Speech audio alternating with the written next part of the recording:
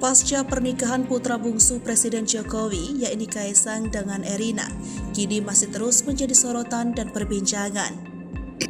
Terutama yang jadi sorotan perihal mahar pernikahan, yakni utang khusus untuk dicetak Bank Indonesia.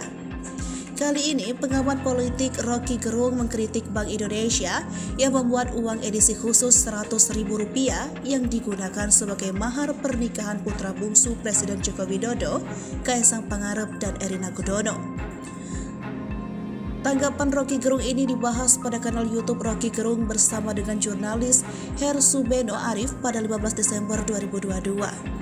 Diketahui uang mahar Kaisang dengan Erina sebesar 300 yang terdiri dari pecahan uang lembar Rp100.000.